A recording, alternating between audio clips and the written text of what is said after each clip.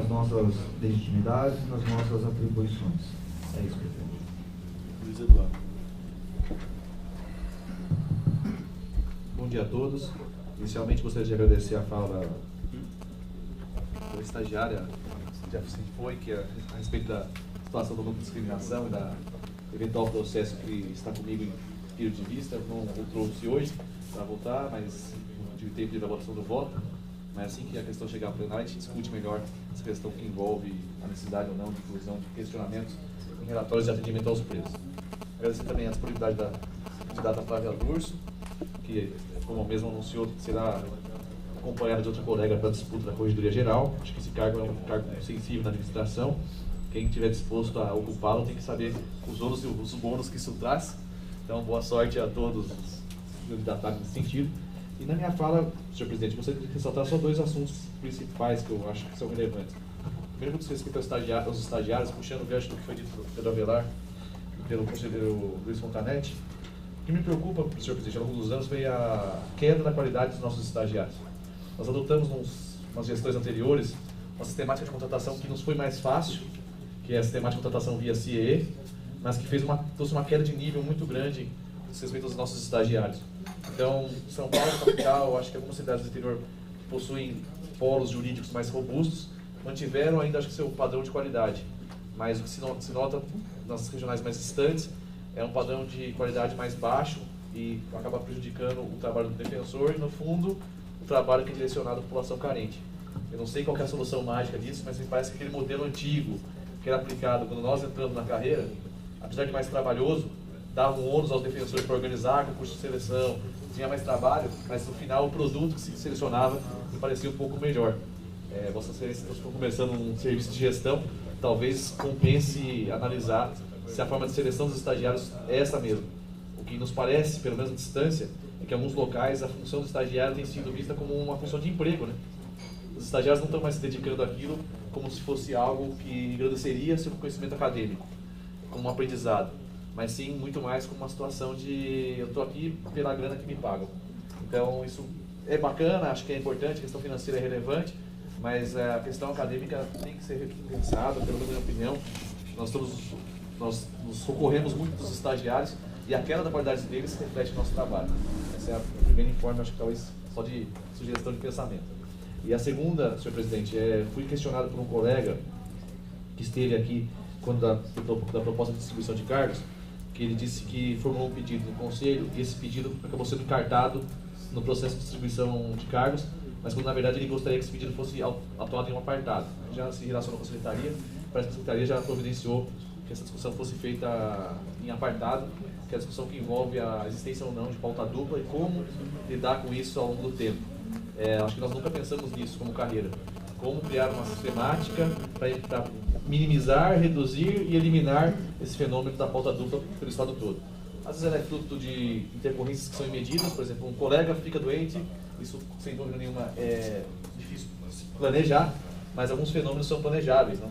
Então, acho que também esse é um ponto a ser pensado, o Conselho no momento certo vai se debater sobre isso, mas a questão da pauta dupla é um tormento para os colegas da capital e sem dúvida do interior. Essa expansão que nós fizemos agora com o criminal vai gerar mais esse fenômeno. Esse fenômeno vai começar a ter uma incidência maior nas unidades que antes não tinham esse fenômeno. Na verdade, a dinâmica civil, a defensoria e a dinâmica criminal são diferentes. E a estrutura de pauta dupla na dinâmica criminal, na minha opinião, é ultrajante para o assistido. Ainda que ao resultado final não tenha grandes modificações, a pessoa se sente um sistema de absoluto abandono e o colega se sente, às vezes, até em uma situação de confronto, né? Você não me defendeu, você não estava aqui. Então fica uma situação um pouco complexa, que eu acho que a gente não tem solução mágica, não temos defensores ao número infinito para resolver todos os problemas, mas como nós estamos numa gestão de planejamento, eu acho que como esse conselho deve se deliberar sobre isso, eu acho que como administração isso também deve ser pensado. É só isso.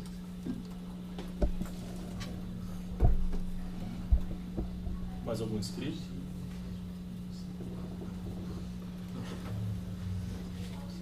Tentar aqui responder as indagações, depois até pedir o auxílio aqui do Luiz para falar de uma das indagações. Bom, a primeira em relação ao que foi trazido pelo conselheiro Alexandre Orsi sobre o cumprimento das deliberações.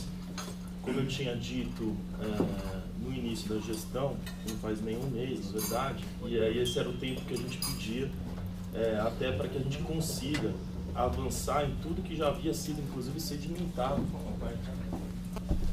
Só para confirmar, né, eu acho que isso já tinha ficado claro na minha fala, não é de cobrança do cumprimento, apenas de esclarecer para a carreira um prazo que não precisa ser peremptório efetivamente, mas de repente, porque, salvo engano, naquela fala, que foi o dia da posse da atual gestão dos conselheiros eleitos, Vossa Excelência mencionou que iria cumprir, a intenção da administração superior atual cumprir, só que não foi dado um prazo, até a gente entende pelo período, naquele momento, né, entrando hoje, o que eu solicito apenas um prazo, não peremptório, mas para a carreira ter mais ou menos a noção de quando virá o estudo da atual assessoria jurídica, enfim, só para que a gente tenha uma tranquilidade maior em relação à realização dos próprios plantões judiciários.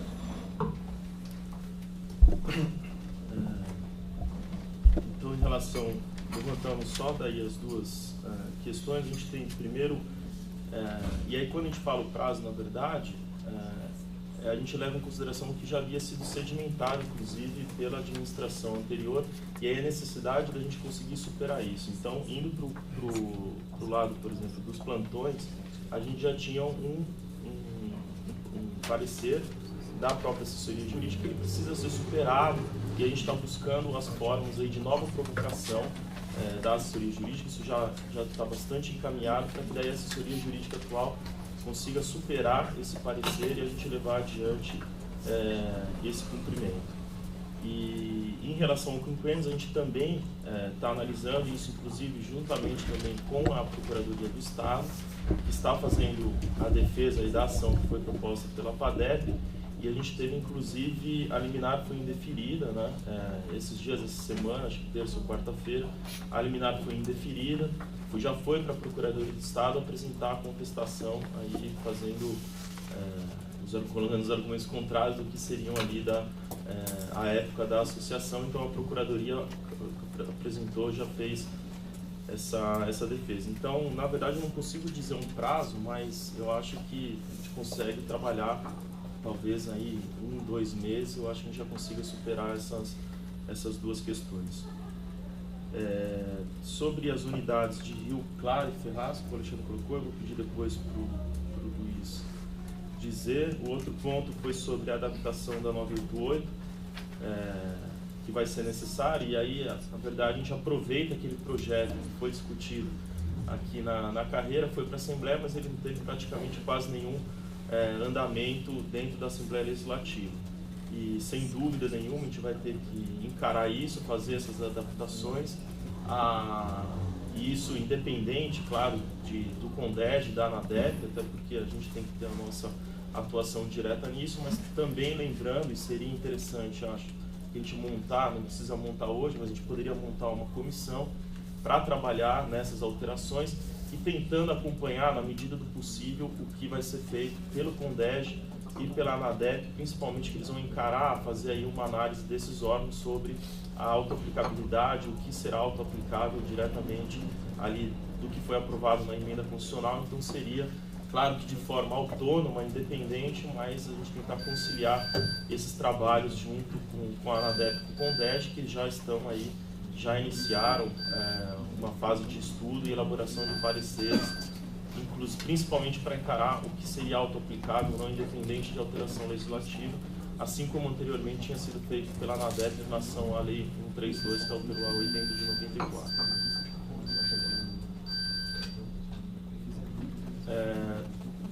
Sobre o conselheiro Horácio trouxe a questão da OAB,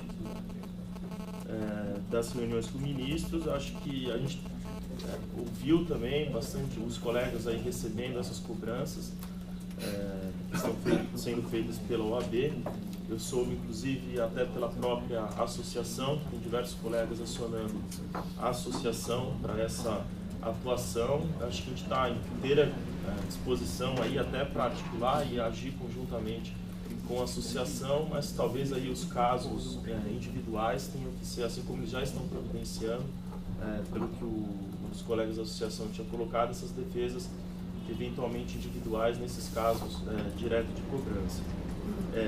E que o que a gente vai buscar nessa manifestação junto ao Supremo é a suspensão, tanto isso a administração vai fazer como a amicus curiae, tentando a suspensão tanto do processo que questiona aí a minha nomeação, quanto todos os demais processos individuais. Então seria uma medida aí efetiva, se a gente conseguir essa suspensão perante o STF, a gente conseguiria paralelamente, automaticamente, suspender também essas ações individuais. Aí, em relação às visitas aos ministros, a gente, nessa reunião com o CONDEG, que foi na sexta-feira passada, saiu de lá já fechado, de que o CONDEG, a ANADEP e a Defensoria de São Paulo vão iniciar essas reuniões. A ideia, inclusive, era o CONDEG que ia fazer o contato direto com o Gilmar Mendes.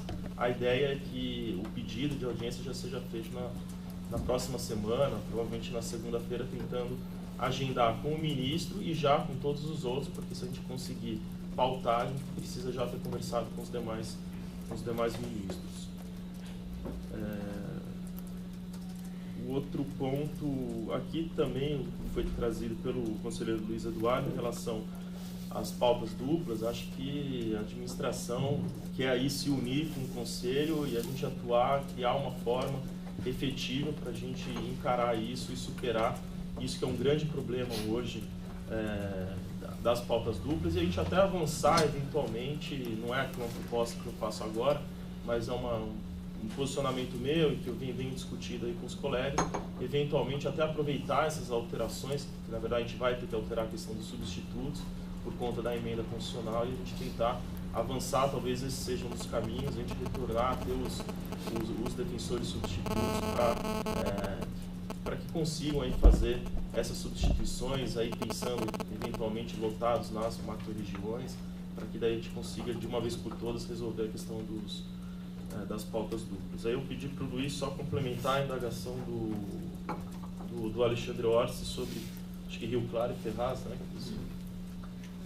Bom, com relação a Rio Claro, o que há é que na gestão anterior, vários imóveis foram apresentados pelos defensores de lá. Na época, o Vinícius da Paz Leite era coordenador da unidade, apresentou alguns imóveis.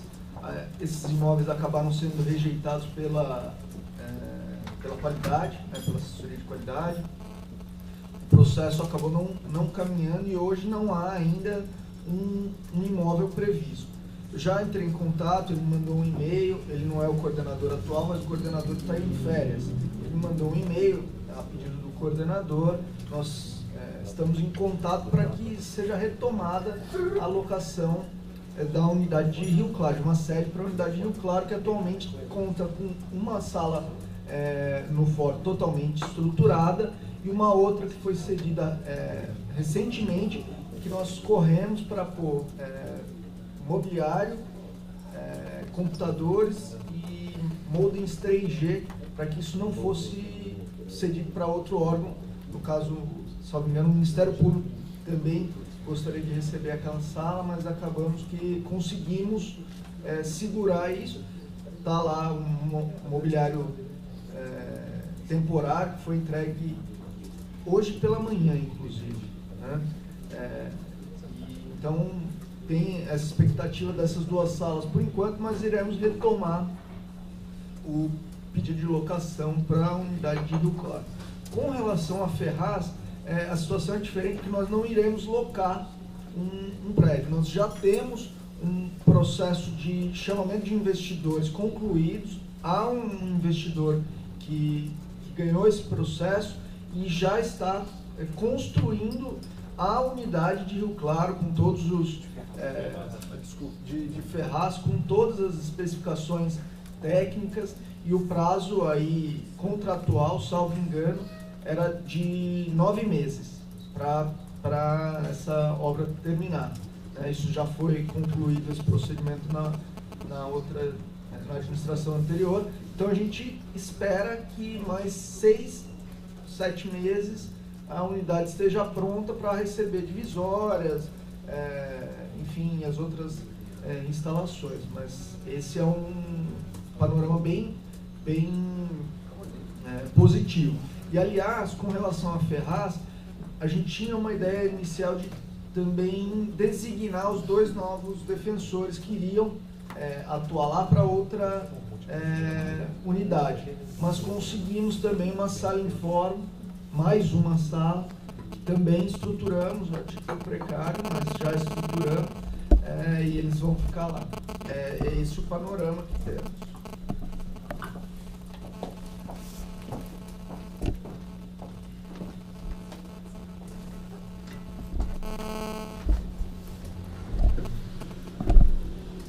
Mais escrito. Eu queria fazer um pedido. Bom, o microfone não. Então, então, até por algo que foi tratado agora, né, por isso que eu não falei nada antes, né? Eu acho que eu deixei essa matéria também. Nós temos, até no link aqui do portal aqui do Conselho, uma matéria da reforma da Lei 988, nós sabemos que, por outras razões, foi encaminhada uma pequena parte daquilo. Grande parte do que está ali hoje nem se aplica mais, mas pelo que eu saiba, porque eu estava no conselho agora, mas pelo que eu saiba, já há mais de 2 anos, ainda na antiga, também mais antiga, esse procedimento ele ficou simplesmente paralisado. Salvo engano, não há adesão de arquivamento, nada. Ele está simplesmente paralisado, é o 38208. Então, se também não houver oposição, se ele não tivesse sido utilizado, até porque eu já trabalhei nisso, o senhor presidente também já trabalhou nisso, enfim, eu gostaria até de ter acesso a estes autos e lembrar que nós temos uma questão curiosa, né? Algumas questões dessas, por força das alterações aqui da Constituição, elas já estão ou poderão ser tratadas em procedimentos específicos. Por exemplo, temos aqui já há mais de ano aí, em andamento um processo a respeito de alterações aí como é que fala, para o ingresso, o concurso de ingresso. Tem mais uma da ouvidoria que também muda, quer dizer, em razão de alteração legal. Há várias questões. Temos da promoção. Apesar de que da promoção, só me engano, não há um específico para os requisitos, né? Não há só o concurso de promoção em andamento. Enfim, agora processos específicos que estão em andamento, tem aquele genérico.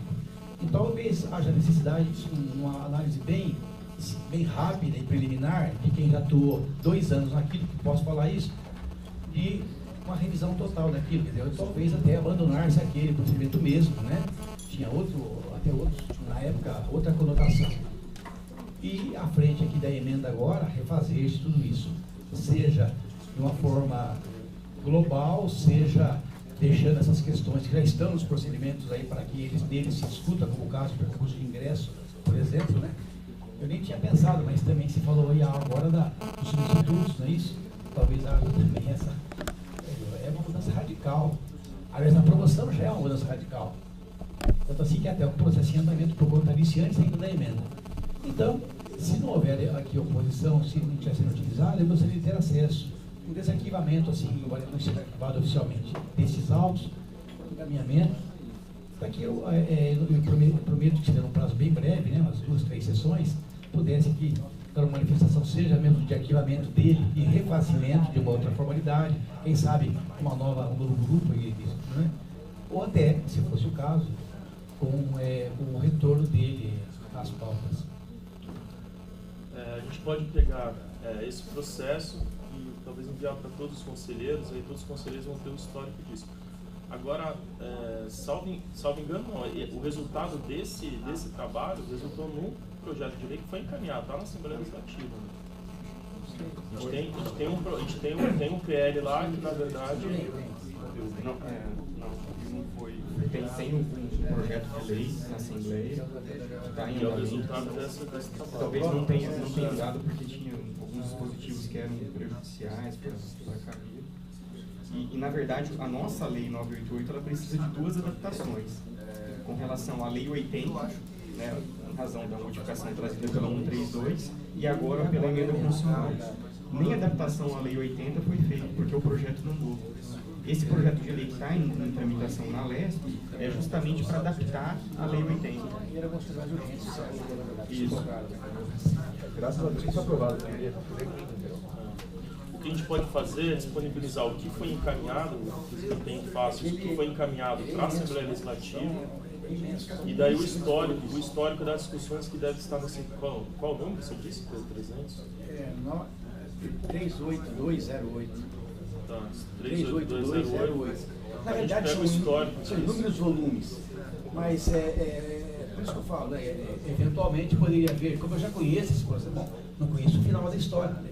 Lendo mais ou menos, né? No encaminhamento final, que houve destaque de 3, 4 pontos, mas é totalmente separado. O destaque, salvo engano, ela fez um outro procedimento, apenas ao mesmo e resolveu-se e foi para o arquivo, né? Mas como ele é imenso, você simplesmente copiar aquilo tudo só de gasto ali, então talvez eu pudesse fazer um ligeiro resumo dele, que eu já tenho isso quase pronto, na verdade, né? Só não tenho o final da história. E encaminhar isso eu comprometo, mas pode ser qualquer colega. Enfim, a ideia não é que eu faça, é que ele seja de um jeito ou outro retomado. Claro. Mas acho que é importante resgatar o projeto final que está na LESP, porque vários dispositivos foram incluídos e que não passaram pela discussão. Entendeu? É verdade. Não foram resultados da conclusão. Agora, até por conta da urgência que havia à época. Eu não sei se nós acompanhamos agora com o assessor parlamentar, vou poder acompanhar melhor.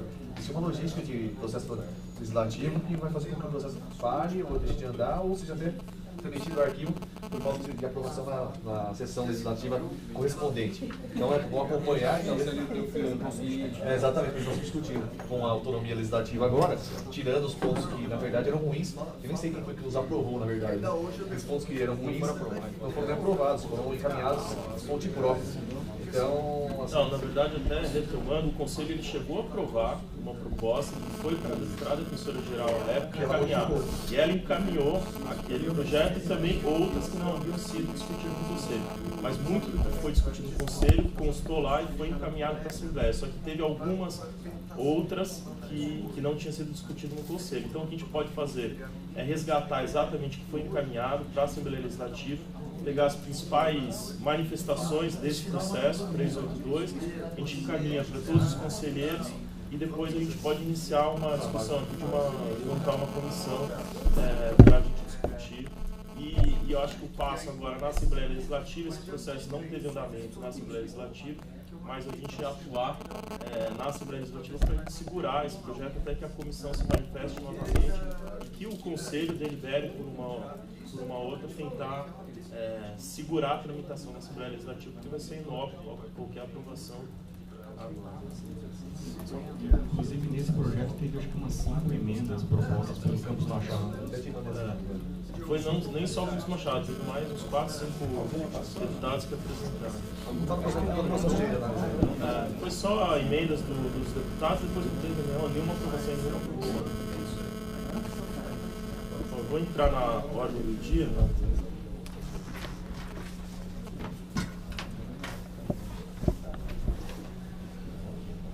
Só pedir aqui algumas inversões e justificar a urgência. A gente tem o processo 178 de 2014, ele é o relator Rafael Bessa. A gente precisa finalizar a indicação das pessoas que vão formar a comissão que vai acompanhar a atividade das visitas aos CDPs.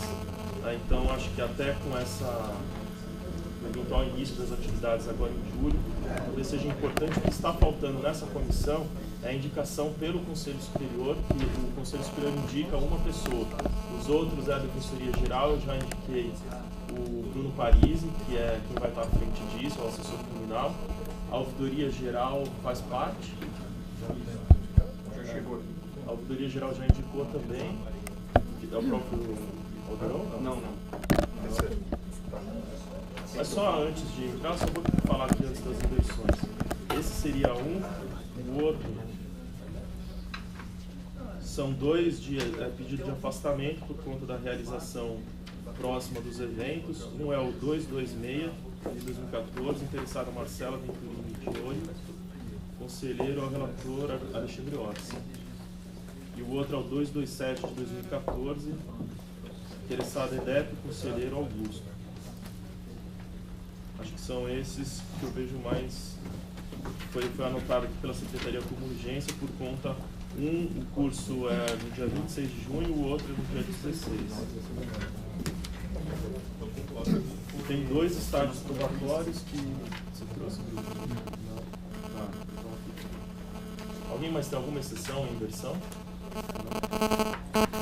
A gente pode iniciar aqui por ordem o 178 de 2014, que é esse que eu comentei sobre a comissão que precisa ser formada. O relator é Rafael Bessa, e Bessa podia só explicar um pouco sobre essa comissão para que a gente possa indicar uma pessoa pelo conselho. Esse processo é o 178 de 2014 e ele é referente à deliberação recém-aprovada que trata do atendimento aos presos provisórios. E no artigo 15 dessa deliberação, que é a deliberação 297 de 2014, ela prevê a criação de uma comissão de monitoramento que é composta por 4 membros, um representante indicado pela Defensoria Pública Geral, que vai presidir essa comissão, um representante do Conselho Superior, um representante do Núcleo Especializado de Situação Carcerária e um representante da sociedade civil indicado pela ouvidoria. Essa comissão ela deve ser formada em até 30 dias a partir da publicação da presente deliberação. Então, acredito que a gente esteja já com o prazo estourando. Hoje é o último prazo, então, na verdade, para o Conselho indicar um conselheiro que vai representar aqui a comissão. E ela é responsável pelo monitoramento da atuação dos defensores nesse atendimento aos presos provisórios, e a cada 6 meses ela pode propor sugestões de melhoria e ela deve elaborar um relatório final que será encaminhado para o Conselho Superior e vai ficar também no portal da Defensoria. Então, a ideia da comissão é acompanhar todo esse processo de atendimento aos presos provisórios que vai ser realizado tanto no interior quanto na capital, para sugerir melhorias dessa atuação inovadora da Defensoria na área criminal. O Núcleo de Situação Carcerária indicou a Defensora Pública Verônica dos Santos Cionte para representar o Núcleo de Situação Carcerária na comissão. A Ouvidoria Geral também já indicou um representante, que é o Paulo César Malvese Filho. O Paulo foi indicado pela Pastoral Carcerária. E a Defensoria Geral indicou o assessor criminal, o defensor Bruno Girardi Parisi. E aí o Conselho precisa indicar um conselheiro para integrar essa comissão. E aí eu queria discutir isso com vocês. Eu estou à disposição para integrar a comissão. Não sei se tem algum outro conselheiro que tem interesse nessa comissão, pelo fato de já ter participado das discussões, da criação da deliberação. Aí eu queria discutir isso com vocês, me colocando à disposição aí para integrar essa comissão de monitoramento. Na verdade, não é voto, o conselho tem que indicar. Conta com o meu integral apoio, e se depender de mim, e se tiver que escolher alguém aqui para isso, quem já conhece a matéria é o próprio conselheiro Rafael, de minha parte. Tem o meu apoio porque é a melhor opção por já conhecer a matéria. O que eu ia dizer era exatamente isso. Acho que a importância de quem fosse é alguém que esteja bem afeito à questão da matéria, que tenha atuação na área, porque acho que é algo que vai fazer diferença para que o trabalho tenha um rumo adequado.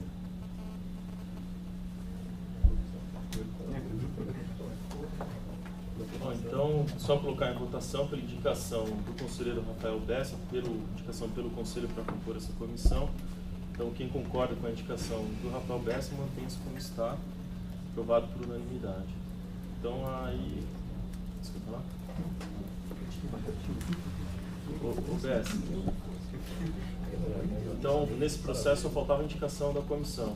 Então, a comissão vai ser integrada pelo Bruno Girardi Parisi, que vai presidir, indicado pela Defensoria Pública Geral. O representante do Conselho Superior ele passa a ser eu, então. O núcleo especializado, o representante do núcleo, a Verônica. E pela ouvidoria, o Paulo César Malvese Filho, que foi indicado pela Pastoral. É isso, né?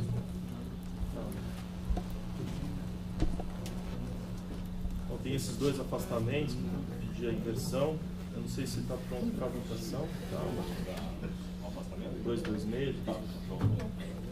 Então vou chamar o 226 de 2014, interessado Marcela Venturim de Olho. Assunto: pedido de afastamento para participação como palestrante espectadora no 5º Simpósio Internacional sobre Redução de Danos, no dia 26 e 27 de junho de 2014. Com a palavra o relator conselheiro Alexandre Orseman. Processo CSDP 226-2014, interessada Marcela Venturini de Olho. Trata-se de pedido de afastamento para participação no 5º Simpósio Internacional sobre Redução de Danos, Políticas de Drogas, como palestrante e espectadora.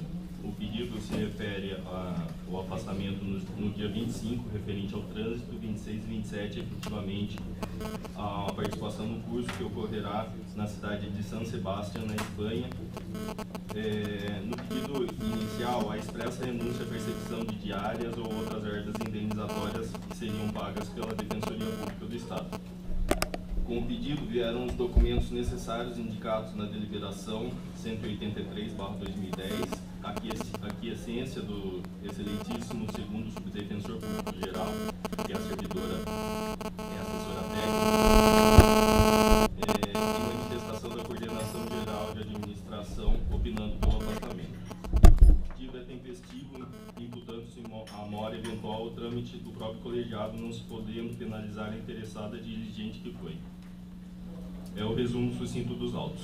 Do relatório acima descrito, resta claro que o pedido preenche todos os requisitos inscritos na deliberação 183 de 2010. A interessada atua como servidora junto à administração superior, guardando o evento nexo de pertinência com sua atuação institucional.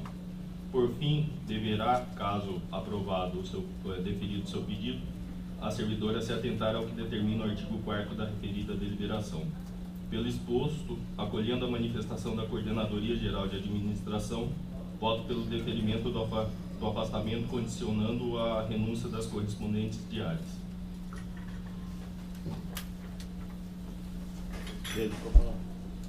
Eu não sei se, perdão, até, talvez não tenha entendido direitinho. Como é que é a questão da renúncia? Ela já renunciou. Ela já. No pedido inicial, a renúncia expressa dela. Já na inicial dela.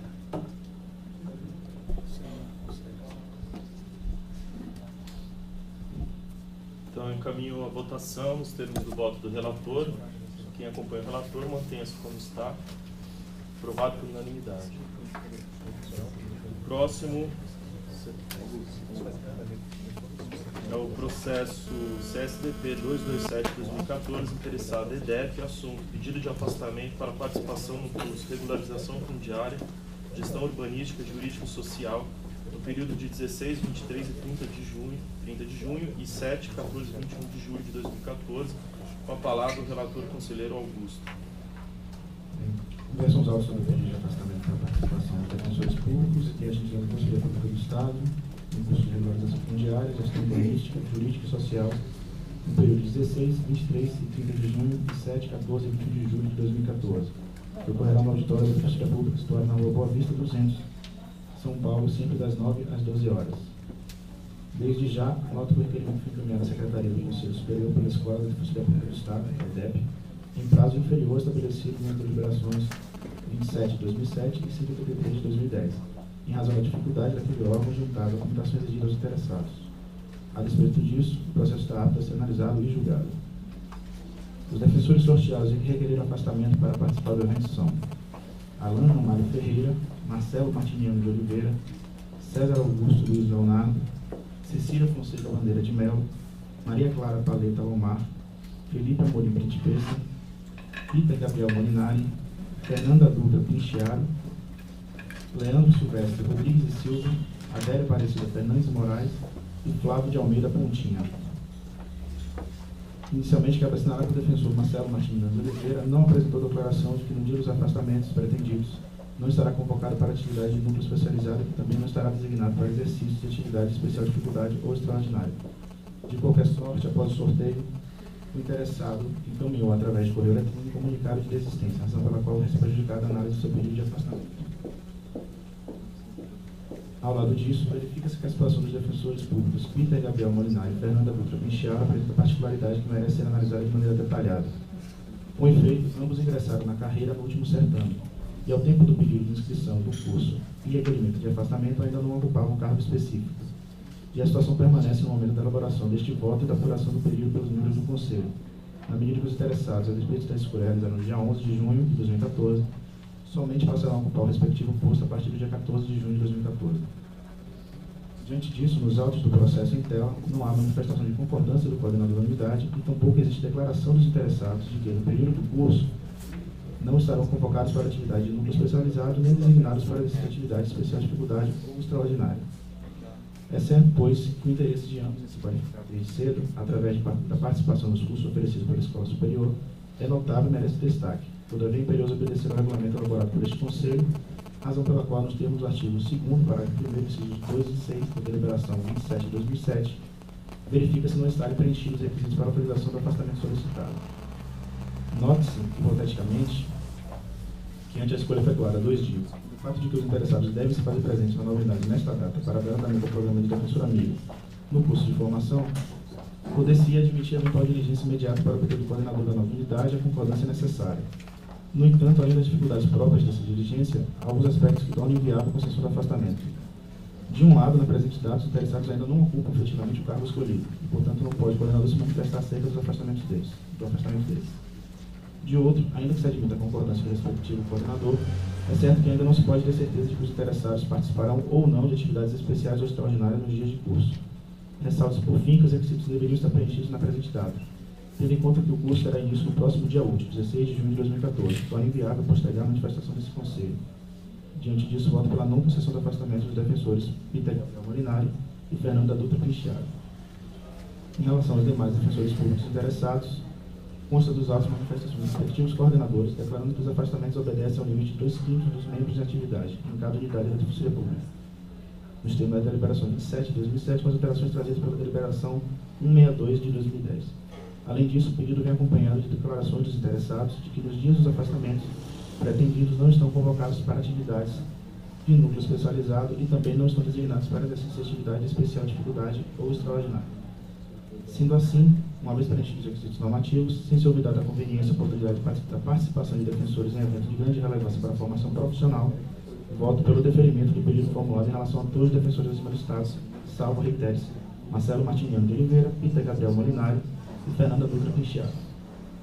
Em relação aos agentes da Defensoria Pública, consta o pedido de afastamento dos seguintes interessados: Gilberto Ferraz Kifuri, Renata Carvalho da Silva, Regiane Rodrigues Caieron, Marilene Alberini, Luciana Arbelli Bernardes, Leonice Fazola de Quadros, Cristiana Pereira de Oliveira, Andressa Alves de Carvalho, Virgínia Regina de Oliveira e Regiane Lucas de Souza. Consta dos autos manifestações dos respectivos coordenadores declarando que os afastamentos obedecem ao limite estabelecido nos termos da deliberação 183 de 2010. Além disso, o pedido vem acompanhado de autorização da Coordenadoria Geral da Administração. Sendo assim, uma vez preenchidos os requisitos normativos, sem ser olvidada a conveniência e oportunidade da participação de servidores da Defensoria em eventos de grande relevância para a formação profissional, voto pelo deferimento do pedido formulado em relação a todos os agentes acima listados.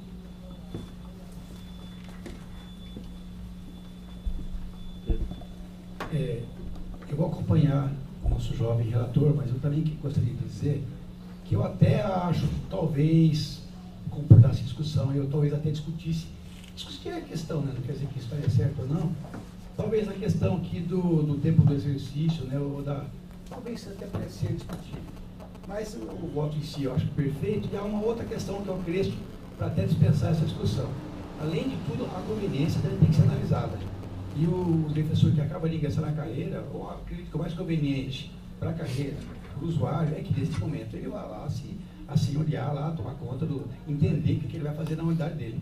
Se ele já começar com um curso, me parece que não seria a melhor opção para a destinação.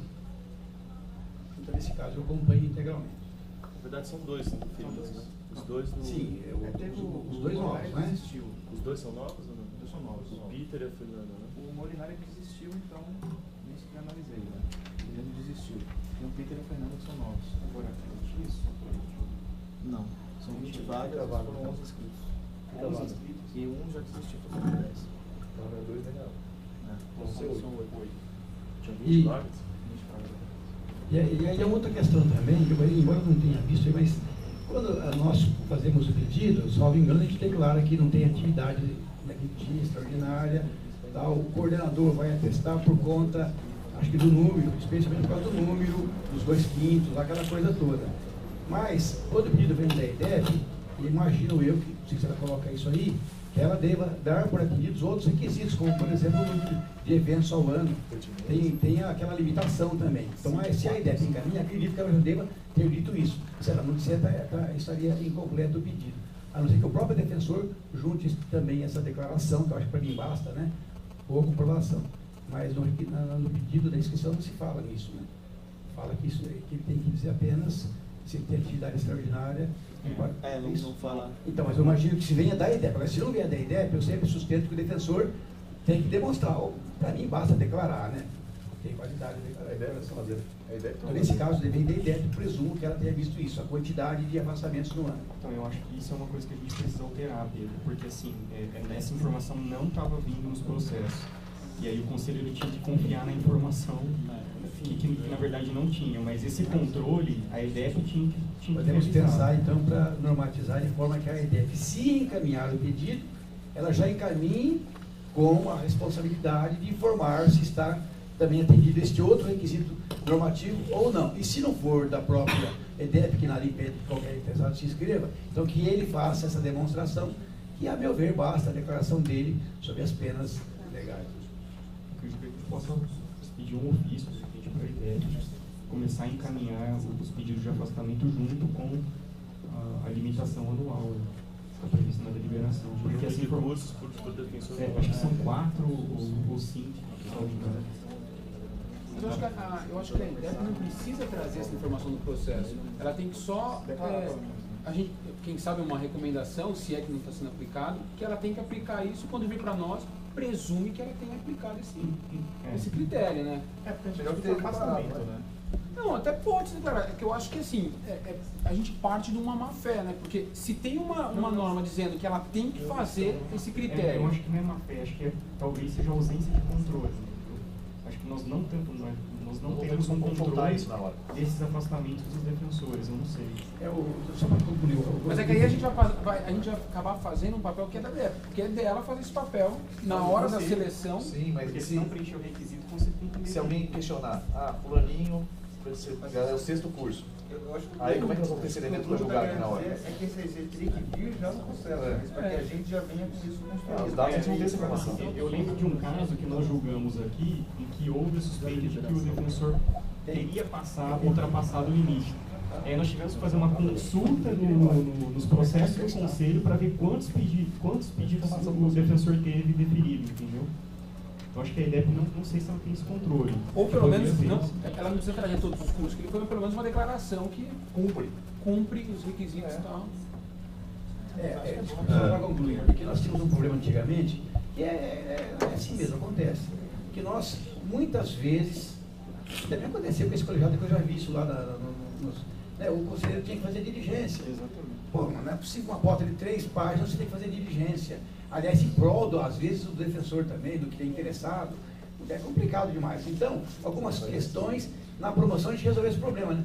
A promoção era uma loucura, as diligências que o conselheiro fazia para ver se está tudo certo. Só que aí, a gente já, naquela época, ainda normatizou, e tanto a IDEP quanto a corregedoria, quanto a própria secretaria, já mandam dados para dispensar a diligência do conselheiro. Na questão do curso, estou falando de memória, me perdoe que eu devia estar aqui na frente, que é assim que eu trabalho, mas hoje não está aqui, eu não trouxe, né? Mas está aqui no sistema, né? Eu tenho a impressão que na deliberação já tem essa recomendação, já tem essa normativa para a IDEP já mandar instruído. Mas eu não tenho certeza. Se não tiver, a gente pode recomendar sim. Vou procurar. Se não tiver, realmente acho que podia aproveitar o momento e aprovar, independente disso, recomendar. No artigo 2º, parágrafo 6º, a IDEP encaminha, né? Fala, além dos parâmetros assim estabelecidos, o defensor público deverá observar o limite de 4 afastamentos por ano e no máximo 3 por semestre para participar de cursos, congressos e outros certames científicos de que tratam da deliberação. Mas e a comprovação? Então, ele tem que observar, mas então, o interessante talvez seja que a IDEP faça esse controle. e encaminhe para o conselheiro para que ele possa verificar. Não fosse nada para ela já fazer isso? Ela já informar? Não, ela fala o defensor público, mas é no artigo que trata do encaminhamento feito pela EDEP. Eu acho que esse controle, eu estou pensando aqui, tem que ser feito pelo conselho. Porque a EDEP não vai saber se o pedido do defensor foi deferido ou não. E aí tem os e essa deliberação, ela abrange os cursos em que a EDEP não proporciona também. Então, de repente, o defensor ele faz o pedido direto para o conselho sem passar pela EDEP. E a EDEP não tem não tem essa informação. Tem razão. Se é assim, ela não tem. É mais fácil que o colega, então, quando faça o pedido, o faça instruído com uma declaração. Não, eu declaro que não. Se ele estiver mentindo aí, a gente pode também cantar. Mas Rafael, depois a gente tem que fazer um relatório lá para. Mas é melhor a declaração da EDEP do que do colega. Se for curso não, se o colega vai pela EDEP, ele vai pedir direto sem passar pela EDEP. Ele vai fraudar? Igual ele pode sim. Eu posso dar uma sugestão de encaminhamento. De afastamento. A minha sugestão é que a gente acresça a exigência do defensor que ele também declare isso. Quantas vezes já esteve afastado no semestre? Que ele também acresça as informações, além aqui, né? Daquele outro requisito também o número de... Mas aí tem que isso alterar. Isso que você colocou quando a EDEP encaminha no dispositivo, quando o defensor encaminha direto, também não tem isso? Não? A EDEP não controla, né? A EDEP só controla os que ela promove. Mas quando o defensor pede afastamento, independente de ser organizado pela EDEP? Não fala sobre isso. O mais grave é o seguinte aqui, também vamos supor, nós passamos isso. O colega tem que fazer a declaração. Quem controla essa informação que ele tem de dedicado? Então nós vamos ter que criar um script aí. Na composição anterior, a gente pediu e a diretora da escola encaminhou uma vez, Sara. Você lembra disso? Acho que o conselho tinha pedido e acho que a diretora da escola chegou uma vez a encaminhar um quadro com a quantidade de cursos que a pessoa tinha realizado no ano. Não, e teve uma que nós tivemos que pesquisar os processos no conselho também, para ver quantos pedidos o defensor tinha deferido.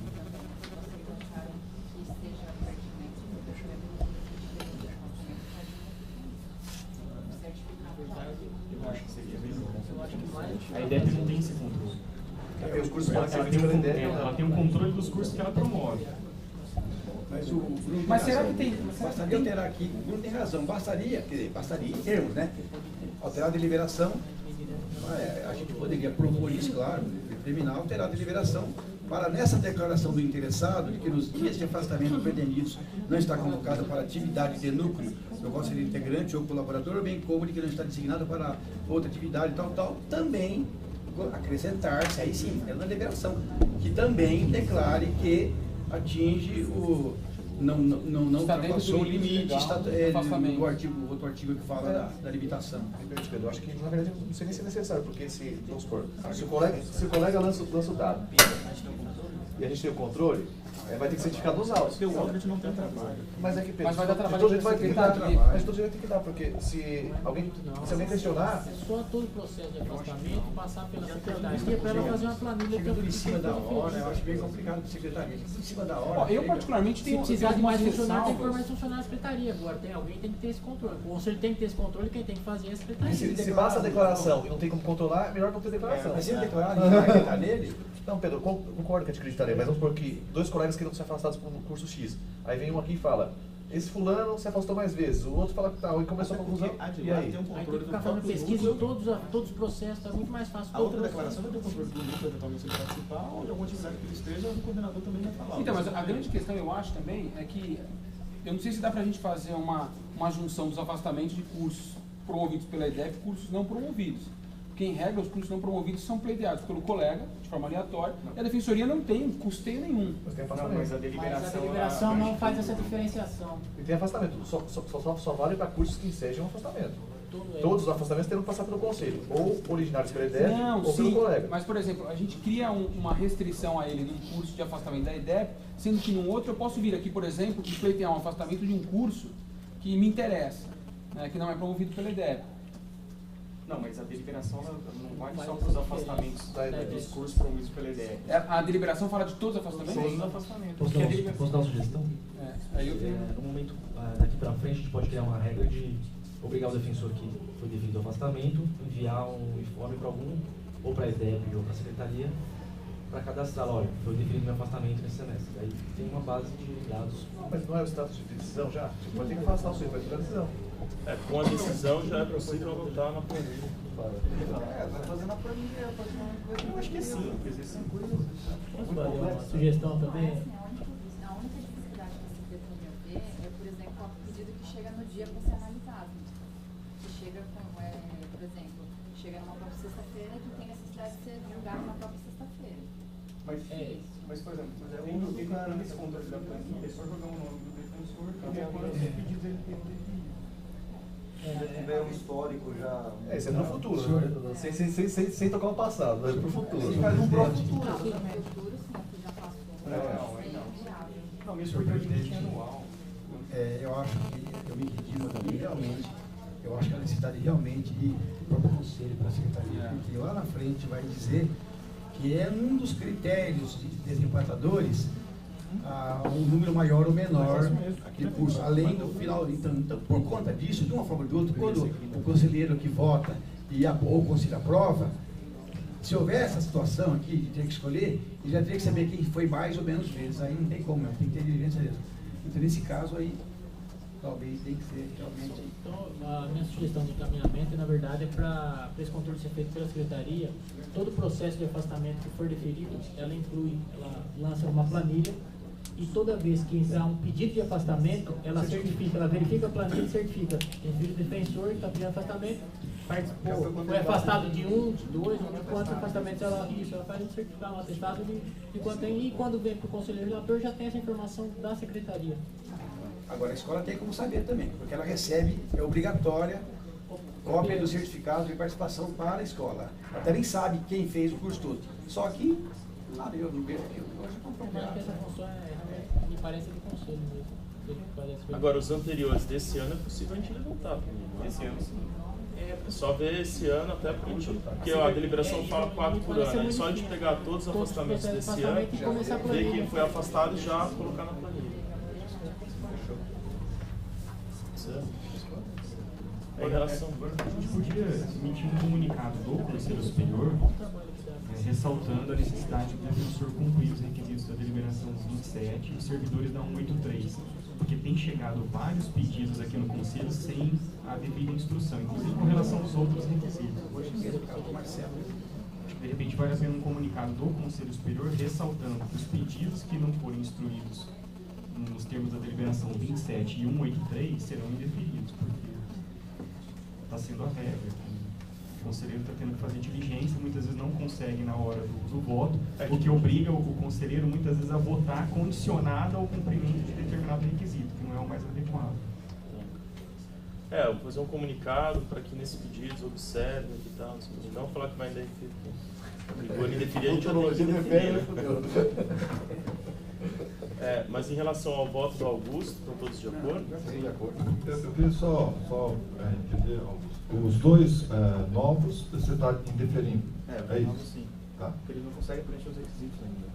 Tá legal. Sem estar classificado, a classificação vai ser amanhã. Especialmente um, por exemplo, você tem que declarar que não está afastado de atividades extraordinárias, especiais. Isso a gente tem que saber agora. O curso já é segunda-feira. Sim. Depois só esclarecimento. Pode ser que tenha uma atividade lá e ele não possa ser afastado. Legal. Só dar uma sugestão. É que, na verdade, um dos requisitos é dizer que não está afastado por alguma questão do núcleo, né? A Secretaria dos Núcleos, ela tem uma tabela anual já das reuniões. Então, às vezes, seria legal esse intercâmbio de pegar essa tabela para constar no conselho aí, para as informações. Não. Eu acho que isso o defensor tem que declarar se ele vai estar sem atividade de que eu vi que você estava discutindo isso. Será que tem, será que não tem? Não, o que o Augusto falou são os nossos do sexto concurso que não dá para saber, não dá para saber quais são as novidades. Não, mas fica só essa informação também, se alguém quiser fazer alguma ação, a gente tem uma tabela com todas as reuniões do ano inteiro. Na verdade, as reuniões do